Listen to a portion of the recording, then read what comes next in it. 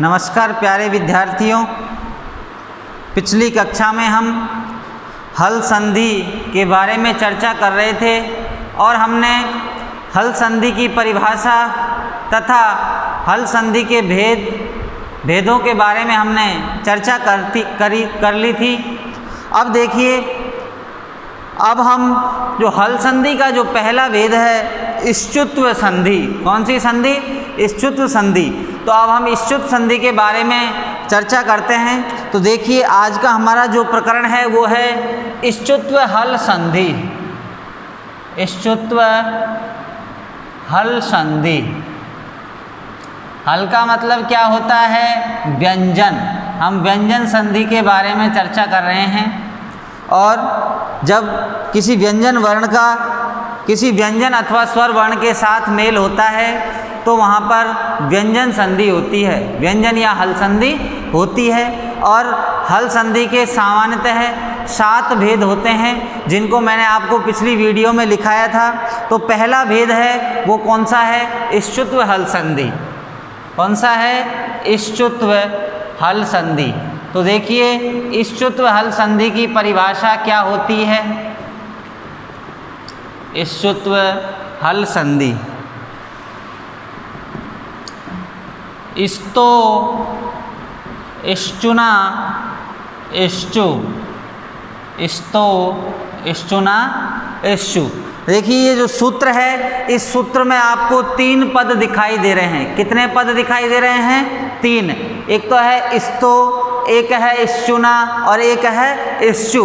अब देखिए, जो पहला जो इष्टो है इसका मतलब होता है सकार। क्या होता है? सकार और तवर्ग। सकार और तवर्ग। ये सकार है। कौन सा सकार है? दंतीय सकार। कौन सा है? दंतीय सकार।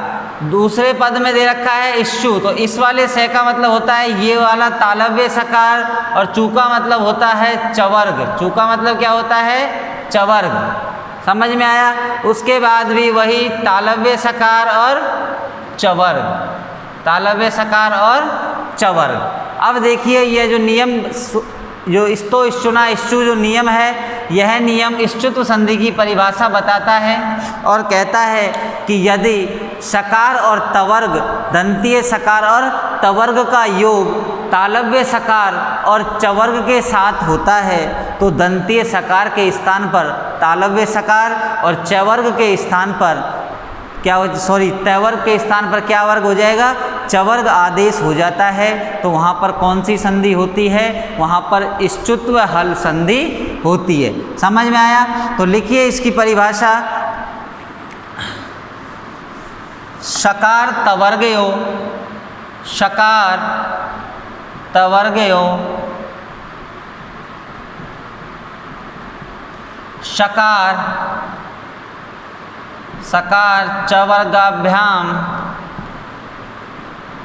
योगे, सकार तवर्गयो, सकार चवर्गाभ्याम योगे, सकार चवर्गो स्तः, सकार चवर्गो स्तः, सकार चवर्गो स्तः। ये हो गई इसकी परिभाषा इष्टुत्व हल संधि की। देखिए क्या कह रहा है कि सकार तवर्गयो, सकार चवर्गाभ्याम योगे, अर्थात दंतीय सकार और तवर्ग का जब योग तालव्य सकार और चवर्ग के साथ जब योग होता है तो दंतीय से के स्थान पर क्या हो जाएगा? तालव्य से। और तवर्ग के स्थान पर क्या हो जाएगा? चवर्ग आदेश हो जाता है। तो वहाँ पर कौन सी संधि हो जाती है? इष्टुत्व हल संधि हो जाती है। क्या हो जाती है? इष्टुत्व हल संधि हो जाती है। तो लिखिए इसकी परिभाषा हिंदी में कि दंतीय सकार अथवा तवर्ग के साथ, परिभाषा हिंदी में लिखिए इसकी परिभाषा। दंतीय सकार, दंतीय सकार तथा दंतीय सकार कौन सा है? ये वाला। समझ में आ गया? इस से को क्या बोलते हैं हम? दंतीय सकार बोलते हैं। दंतीय सकार तथा तवर्ग के साथ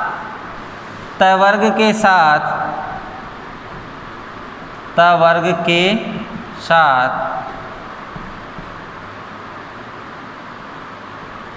अब देखिए त वर्ग में कौन कौन से वर्ण आते हैं। त वर्ग में कौन कौन से वर्ण आते हैं? त, थ, द, ध और न। दंतीय सकार तथा त वर्ग के साथ तालव्य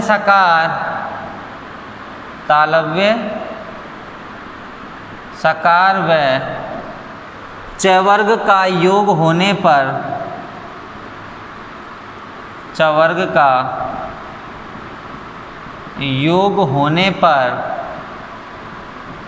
दंतीय सकार तथा त वर्ग के साथ तालव्य सकार तथा च वर्ग का योग होने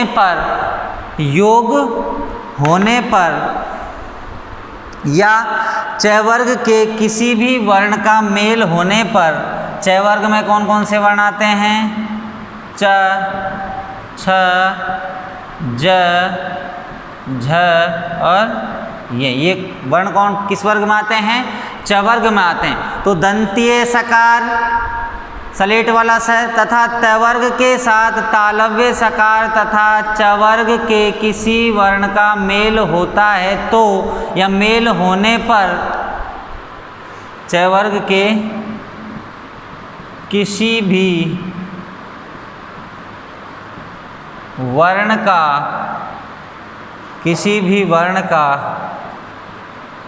मेल होने पर दंतीय सकार के स्थान पर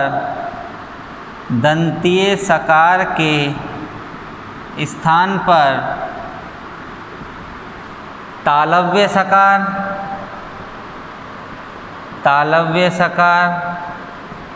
तथा दंतीय सकार के स्थान पर तो क्या हो जाएगा? तालव्य सकार तथा च वर्ग के स्थान पर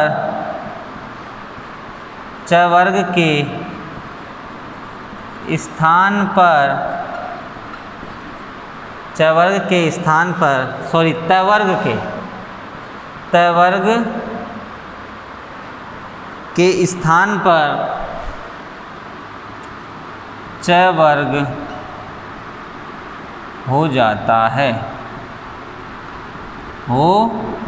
जाता है तथा वहाँ पर कौन सी संधि हो जाती है? वहाँ पर कौन सी संधि हो जाती है? इश्चुत्व हल संधि हो जाती है। समझ में आया?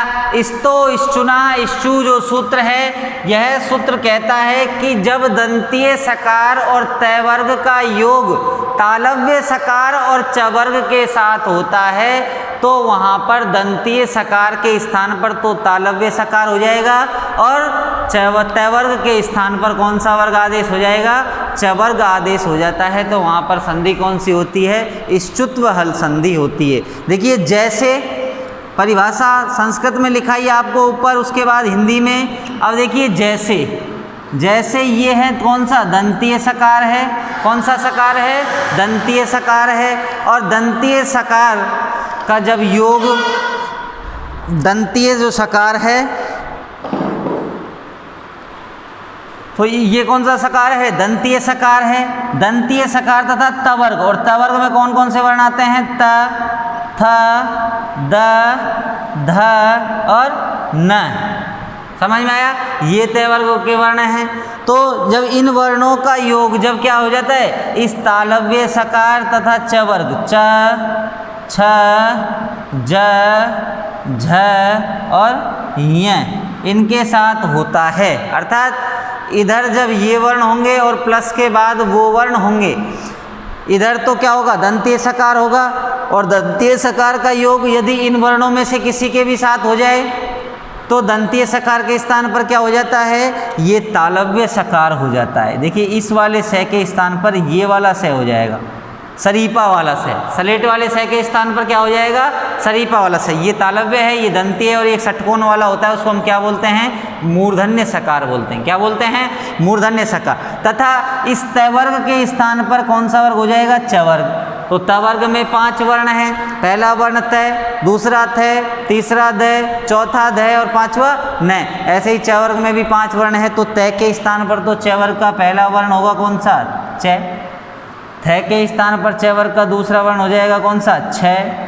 द के स्थान पर चवर्ग का तीसरा वर्ण हो जाएगा कौन सा, ज।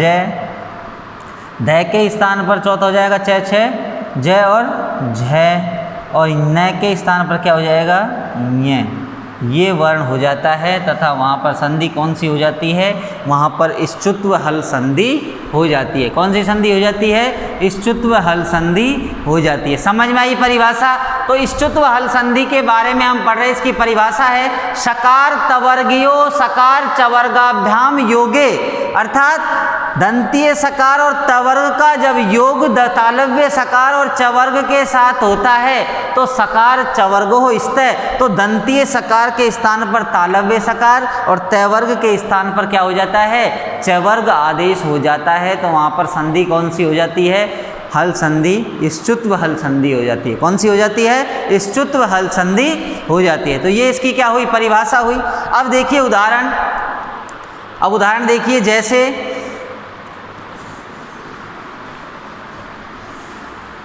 हरीश धन सेते, हरीश धन सेते, उदाहरण देखिए अब इसके।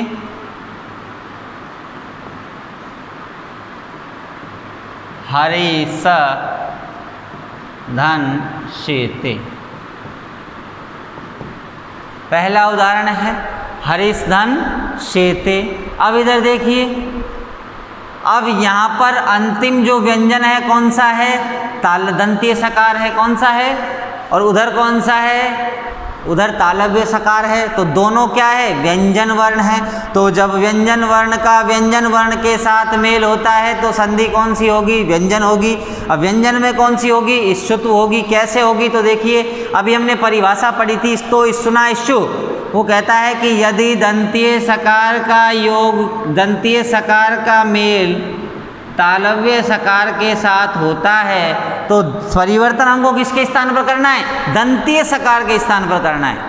किसके स्थान पर करना है, दंतीय सकार के स्थान पर करना है। तो देखिए दंतीय सकार है, सामने तालव्य सकार है, तो ये क्या है, दंतीय सकार, उधर क्या है, तालव्य सकार। तो दंतीय सकार का योग जो तालव्य सकार के साथ और चवर्ग के साथ होता है, तो ये किसी भी वर्ण के साथ होता है, तो यहाँ पर दंतीय है, उधर कौन सा है, तालव्य है। तो इस दंतीय सकार के स्थान पर क्या हो जाता है, तालव्य सकार हो जाता है। तो संधि कौन सी हो जाएगी, वहाँ पर इश्चुत संधि हो जाएगी। अब योग, बाकी वर्णों को योग की तो लिख देंगे, तो है री, ये वाला से बच जाएगा, और उधर प्लस के बाद क्या है, सेते। तो हमने चेंज कहाँ किया, बदलाव जो किया, इस दंतीय से के स्थान पर क्या किया, तालव्य सकार कर दिया। तो मिलाएंगे तो क्या बनेगा, हरि सेते हरि सोते हैं। हरि सेते का मतलब क्या होता है, हरि सोते हैं। तो हरि सेते में जो संधि है वो कौन सी है, इश्चुत्व हल संधि है। कौन सी संधि है, इश्चुत्व हल संधि। हरि सेते में कौन सी संधि है, इश्चुत्व हल संधि। अगला देखिए, रामस धन सेते, दूसरा उदाहरण, रामस धन सेते, तो वही है। इधर क्या है, प्लस से पहले दंतीय सकार है और सामने किसका योग है, तालव्य सकार का योग है।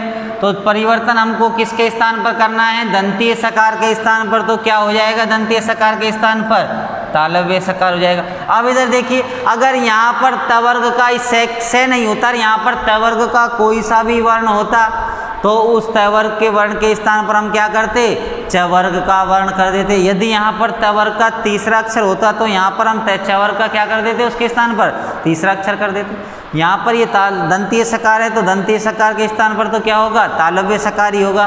तो इसके स्थान पर तालव्य सकार कर दिया, तो स्थिति क्या बनी, राम में आधा शहर, उसके बाद सेते, तो क्या बन जाएगा, रामस सेते। क्या बन जाएगा, रामस सेते, अर्थात राम सोते हैं। तो रामस सेते में भी कौन सी संधि है? इश्चुत्व हल संधि है। कौन सी संधि है? इश्चुत्व हल संधि। समझ में आया यहाँ तक? अगला उदाहरण देखिए, उद्धन ज्वल है। उद्धन ज्वल है। तीसरा है उद्धन ज्वल है। अब इधर देखिए, दोनों पूर्व पद का अंतिम वर्ण भी व्यंजन है, उत्तर पद का पहला वर्ण भी क्या है? व्यंजन। तो व्यंजन वर्ण का व्यंजन वर्ण के साथ मेल, तो संधि कौन सी होगी? व्यंजन होगी। कौन सी होगी? व्यंजन होगी। तो देखिए उद्धन ज्वल है, तो ये देखिए इधर पूर्व पद का पूर्व पद का जो अंतिम वर्ण है वो कौन सा है? द है, और सामने क्या है? ज है। ज है, तो ये कौन से वर्ग का है? तवर्ग का है। और ये कौन से वर्ण का है? चवर्ग का है। तो तवर्ग के साथ जब चवर्ग का योग होता है तो तवर्ग के स्थान पर क्या करते हैं? हम चवर्ग आदेश करते हैं, क्योंकि परिभाषा में लिखा था हमने, तवर्ग के साथ चवर्ग जब योग होता है उधर चवर्ग का प्लस के बाद, तो क्या करेंगे? तवर्ग के स्थान पर क्या करेंगे? चवर्ग करेंगे। तो देखिए तवर्ग का कौन सा अक्षर है? त थ द, तीसरा अक्षर। सामने क्या है? चवर्ग का अक्षर है। कोई सा भी हो, चाहे पहला होता तो भी हो जाता। समझ में आया? तो देखिए हमको बदलाव कहाँ करना है? इस द के स्थान पर करना है। तो इस तवर्ग का तीसरा अक्षर है, तो इसके स्थान पर क्या कर देंगे हम? चवर्ग का तीसरा, च छ ज। तो चवर्ग का तीसरा अक्षर क्या है? ज। तो इस द के स्थान पर बदलाव क्या हो जाएगा? ज। बचेगा क्या? उ।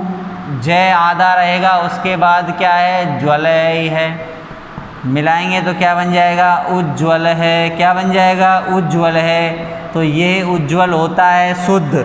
ये उज्ज्वल क्या होता है? शुद्ध। कई बार शब्द शुद्धि में भी इसको पूछ लेते हैं, तो जो डबल ज जो आधे होते हैं वही उज्ज्वल क्या होता है? सही होता है।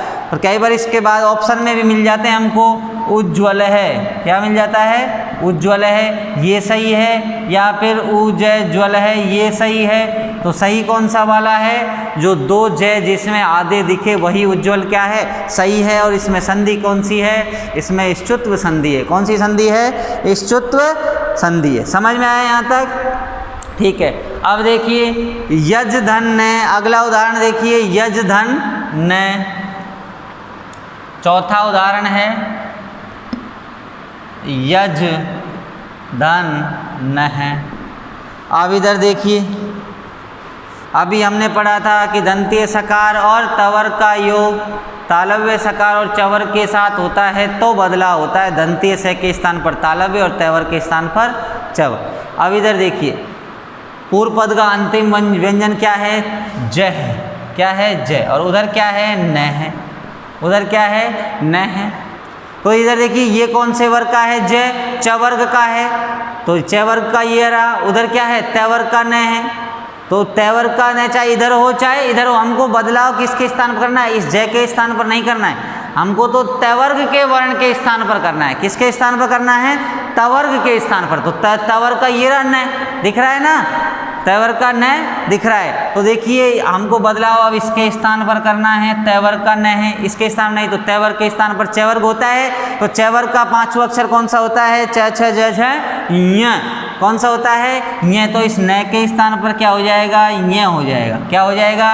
ञ। तो स्थिति क्या बचेगी? य आधा ज और ञ। और उधर क्या है? न में ञ पूरा है क्योंकि सामने क्या है? ए है। तो अब इधर देखिए, जय धन ये हमने संयुक्त वर्ण पढ़े थे। जय धन ञ, जैसे क धन स बराबर क्या बनता था? छ बनता था। क्या बनता था? छ। और उसके बाद जय धन ञ बराबर क्या बनता था? ज्ञ। क्या बनता था? ज्ञ। ज्ञ आधा है। तो ये जय और ये हलो अनंतरा संयोग है। पाणिनि जी का सूत्र था, संयोग संज्ञा करता था। मैंने बताया था आपको कि जब दो व्यंजन वर्णों के बीच में किसी स्वर वर्ण का व्यवधान नहीं रहता है तो उन दोनों व्यंजन वर्णों की संयोग संज्ञा हो जाती है। संयोग का मतलब होता है जुड़ना। तो ये दोनों जय भी आधा व्यंजन है और उधर यह भी आधा व्यंजन है, तो दोनों वर्णों की संयोग संज्ञा हो जाएगी। तो स्थिति क्या बन जाएगी?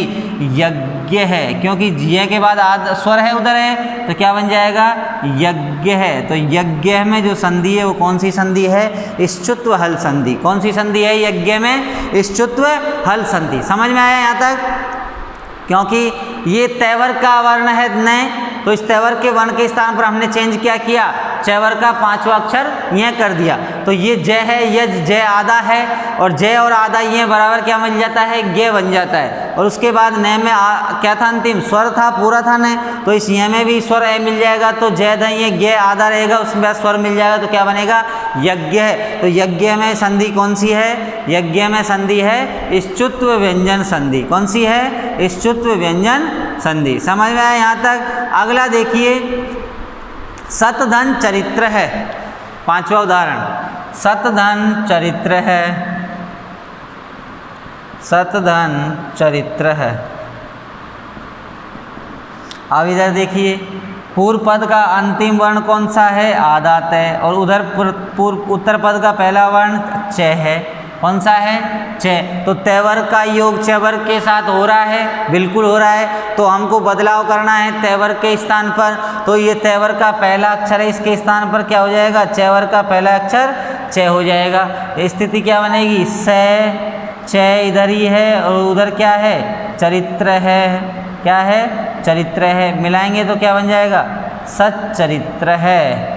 कैसा है, अच्छा, अर्थात अच्छा चरित्र, सच्चरित्र है। क्या बन जाएगा, सच्चरित्र नहीं होगा, वो क्या बनेगा, सच्चरित्र है। और सच्चरित्र में संधि कौन सी हो जाएगी, इश्चुत्व व्यंजन संधि हो जाती है। समझ में आया यहाँ तक। अब देखिए अगला उदाहरण और देख लीजिए, सतधन चित। कौन सा है, सतधन चित। 5वां उदाहरण है,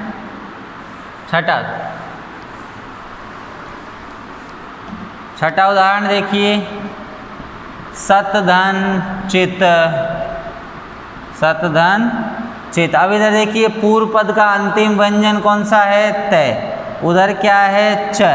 क्या है, च है। अब इधर देखिए, हमको बदलाव किसके स्थान पर करना है, तय वर्ग का, तय वर्ग के स्थान पर। तो तय वर्ग का पहला अक्षर है तय, तो इसके स्थान पर चय वर्ग का पहला क्या हो जाएगा, च। मिलाएंगे तो क्या बनेगा, स च, और उधर क्या है, चित है। मिलाएंगे तो क्या बन जाएगा, सच्चित। क्या बन जाएगा, सच्चित। तो ये वाला सच्चित सही है या नहीं है, यही वाला सच्चित सही है या नहीं, ये वाला सच्चित सही है या नहीं है। अब इधर देखिए, अब ये वाला तो है, लेकिन इधर ये क्या है, च आधा है, और उधर च क्या है, आधा है। तो ये जो मात्रा है ई की, ये पहले च वाले से पहले आएगी, तो क्या बन जाएगा, ये वाला सच्चित बन जाएगा। क्या बन जाएगा, ये सच्चित, क्योंकि दोनों व्यंजन वर्ण हैं, इनकी भी संयोग संज्ञा हो जाएगी आपस में, तो क्या बचेगा, सच्चित। क्या बचेगा, सच्चित। तो ये सच्चित सही है। और इस सच्चित में कौन सी संधि है, इश्चुत्व व्यंजन संधि है। समझ में आया यहाँ तक। तो ये हमारी इश्चुत्व हल संधि की परिभाषा और उसके उदाहरण हुए कि जब सकार, दंतीय सकार और तवर्ग का जब योग तालव्य सकार और चवर्ग के साथ होता है, तो उस दंतीय सकार के स्थान पर तो हम क्या कर देते हैं, तालव्य सकार कर देते हैं, और तवर्ग के स्थान पर हम क्या कर देते हैं, चवर्ग आदेश कर देते हैं। तो वहाँ पर संधि कौन सी हो जाती है, इश्चुत्व संधि हो जाती है। जब परिभाषा याद नहीं होती है तो इस सूत्र को ध्यान रखना है। इस्तो, इष्टुना, इष्टु, ये यही कहता है कि सकार और तवर्ग, इस इस्तो का मतलब ये देखिए आधा से सलेट वाला, तो सकार और तय का मतलब तवर्ग का मेल सकार और चवर्ग के साथ होगा, तो इष्टुना अर्थात सकार दंतीय से के स्थान पर ये तालव्य से और तवर्ग के स्थान पर चवर्ग हो जाएगा। तो वहाँ पर संधि कौन सी हो जाएगी, इश्चुत्व संधि हो जाती है। कौन सी संधि हो जाती है, इश्चुत्व संधि हो जाती है। तो यहाँ तक समझ में आया, समझ में आया यहाँ तक, ठीक है। तो देखिए अगला एक इसका अपवाद और है, इस सूत्र का ही क्या है, एक अपवाद है। वो सूत्र है अगला शात। कौन सा है, शात। अब देखिए उसको भी समझिए, वो क्या कह रहा है, शात सकार अर्थात सकार परस्य न तवर्ग है, इस सात जो सूत्र है अगला, देखिए इसी का अपवाद सूत्र है दूसरा, शात।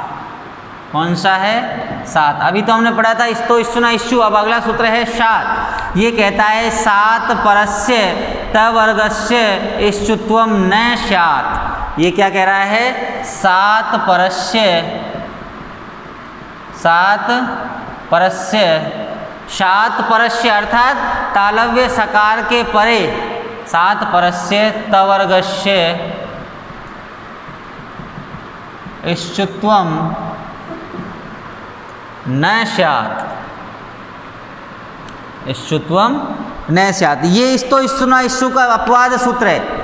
इस्तो इष्टुना इष्टु का क्या है? अपवाद सूत्र है। तो देखिए क्या कह रहा है कि जो तालव्य सकार अर्थात ये सात का मतलब क्या होता है? तालव्य सकार से परे यदि तैवर्गीय वर्णों को चवर्ग वर्ण नहीं होता है, अर्थात तालव्य सकार के बाद जो तैवर्ग का वर्ण होता है तो उसके बाद हम तैवर्ग के स्थान पर क्या नहीं करेंगे? तैवर्ग नहीं करेंगे। तो देखिए इसका अर्थ लिखिए, तालव्य सकार के बाद,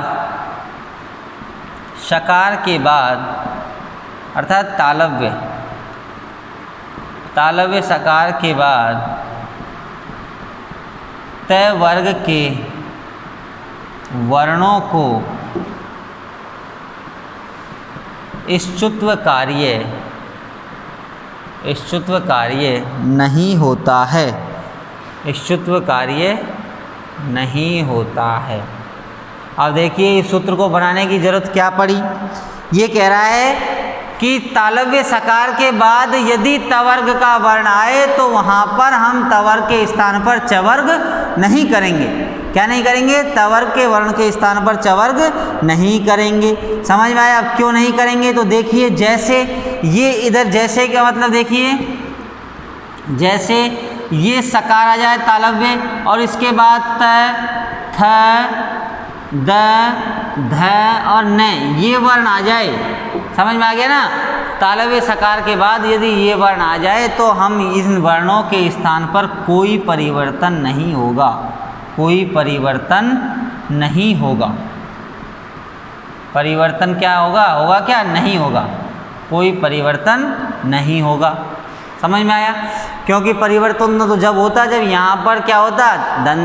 दंतीय सकार होता और तैवर्ग होता तो परिवर्तन हो जाता, लेकिन तालव्य सकार के बाद यदि तवर्ग का वर्ण आ जाए तो उस तवर्ग के वर्ण के स्थान पर हम चवर्ग नहीं करेंगे और तालव्य सकार के स्थान पर भी दंतीय सकार नहीं करेंगे। ये सूत्र इसी बात को क्या कर रहा है? स्पष्ट कर रहा है। जैसे देखिए प्रसधन है, उदाहरण देखिए,